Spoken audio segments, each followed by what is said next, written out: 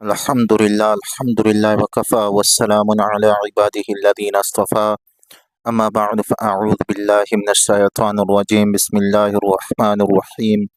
جی الحمدللہ ثم الحمدللہ، ہمارے اور آپ کا آج کا تفسیر کا جو سبق ہے، اللہ جل جلالہ فرماتے ہیں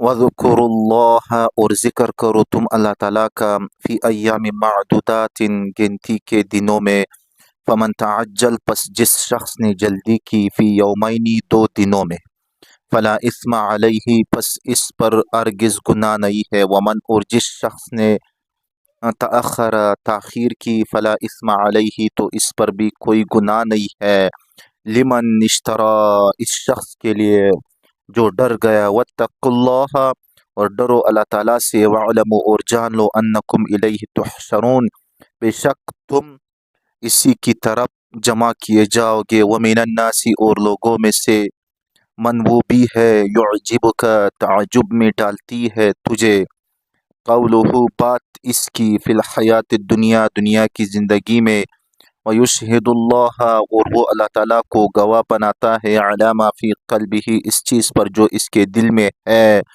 وہو ادد الخصام، حالانکہ وہ سخت جھگڑالو ہے، وَإِذَا تَوَلَّى، اور جب پیٹ پھیرتا ہے، سعی فی الارض، کوشش کرتا ہے زمین میں، لیفسد فیہا، تاکہ تم زمین میں فساد مچائے، وَيُهْلِكَ الْحَرْثَ، اور تاکہ ہلاک کر دے کھیتی کو، والنسل، اور جانوروں کی نسل کو، واللہ، اور اللہ تعالیٰ جل جلالہ وحدہ لا شریک پاک، لا يحب الفساد، نہیں پسند کرتا فساد کو، وَإِذَا، اور جب، قیل، اس کو کہا جاتا ہے، اتق اللہ، ڈرو اللہ تعالیٰ وحدہ لا شریک پاک جل جلالہ سے، اخذتہ العزت، ابھارتی ہے غیرت اس کو، بالاثم، گناہ پر، فحسبہ جہنم، پس اس کے لیے کافی ہے دوزخ، ولبئس المہاد، اور البتہ برا ہے وہ ٹھکانہ، ومن الناس، اور لوگوں میں سے، من وہ بھی ہے، یشری نفسہ،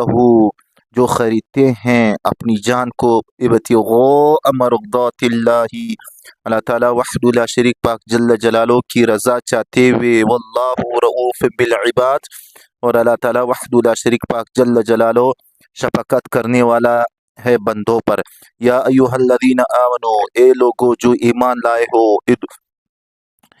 ادخلوا فی السلم، داخل ہو جاؤ اسلام میں، پورے کے پورے، کافتن، پورے کے پورے، ولا تتبعوا خطوات الشیطان، اور نہ پیروی کرو تم شیطان مردود کے قدموں کی، انہ لکم عدو مبین، بے شک وہ تمہارا دشمن ہے، کلم، فَإِن زَلَلْتُمْ، پس اگر تم پھسل گئے، من بعد ما جاءتکم البینات، بعد اس کے کہ تمہارے پاس آ گئے واضح دلائل، فَاعْلَمُوا، پس تم جان لو، ان اللہ، بے شک اللہ تعالیٰ وحدہ لا شریک پاک جل جلالہ، عزیز، غالب ہے، حکیم، حکمت والا ہے، الینظرون، نہیں وہ انتظار کرتے، الا، مگر کرتے ہیں، ان اس بات کا، یأتیہم اللہ، کہ آئے ان کے پاس اللہ تعالیٰ، فی ظلل من الغمام، بادلوں کے سائے میں، والملائکۃ، اور فرشتے آئے، وقضی الامر، اور معاملہ طے کیا جائے، وإلی اللہ ترجع الامور، اور اللہ تعالیٰ جل جلالہ ہی کی طرف لوٹائے جاتے ہیں سارے کام۔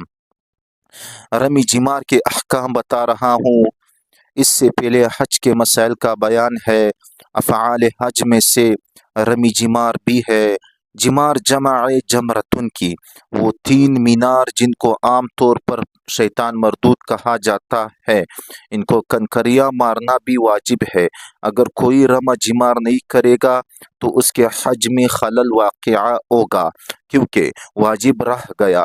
عید والے دن صرف ایک جمرے کی رمی ہوتی ہے، جس کو جمرہ عقبہ کہتے ہیں، اور یہ رمی کب ماری جاتی ہے؟ یہ رمی زوال سے پہلے ہوگی، اور عید والے دن۔ دوسرا کام قربانی ہے۔ تیسرا کام کیا ہے؟ تیسرا کام سر پر اسرا پھیرانا ہے۔ چوتھا کام کیا ہے؟ چوتھا کام طواف زیارت ہے، اور پانچواں طواف زیارت کیا ہے؟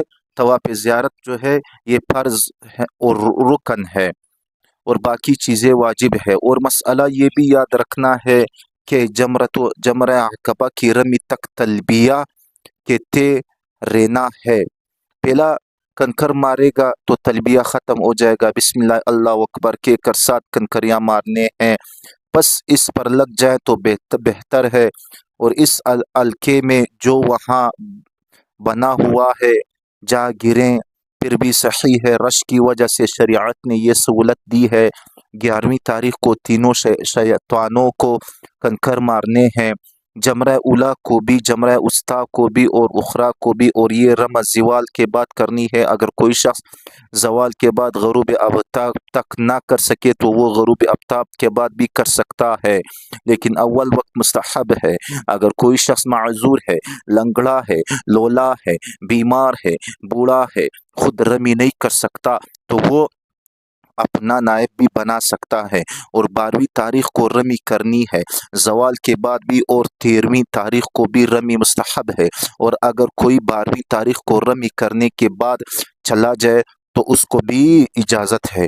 لیکن یہاں پہ ایک دوسرا مسئلہ یاد رکھے، اگر 12ویں تاریخ کو مینا ہی میں رہا اور سورج غروب ہو گیا تو پھر 13ویں تاریخ کے لیے رہنا ضروری ہو گیا۔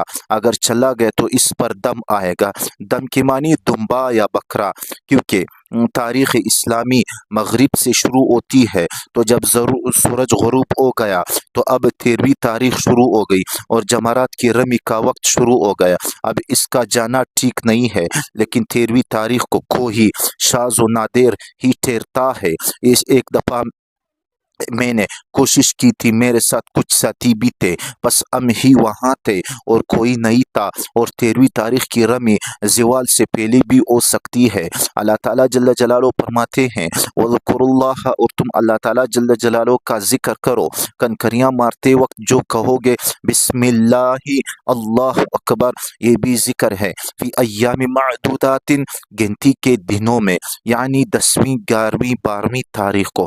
فمن تعجل فی یومین، پس جس نے جلدی کو کی 2 دنوں میں، پس جس نے جلدی کی 2 دنوں میں، یعنی عید کے بعد 11ویں کو بھی رمی کی اور 12ویں کو بھی رمی کی، اور غروب آفتاب سے پہلے وہاں سے چل پڑا، فلا اثم، پس اس پر کوئی بھی گناہ نہیں۔ ومن تأخر، جس نے تاخیر کی یعنی 13ویں تاریخ کو وہاں ٹھہرا، فلا اثم علیہ، پس اس پر بھی کوئی گناہ نہیں۔ اور یہ سارے احکام لمن، اس کے واسطے ہیں، اتقا، جو رب سے ڈرتا ہے، واتقوا اللہ، اور اللہ تعالیٰ وحدہ لا شریک پاک جل جلالہ سے ہر وقت ڈرتے رہو، وعلموا، اور جان لو، تم انکم، کیا، انکم الیہ تحشرون، کہ بے شک تم اسی رب کی طرف جمع کیے جاؤ گے۔ کس کی طرف؟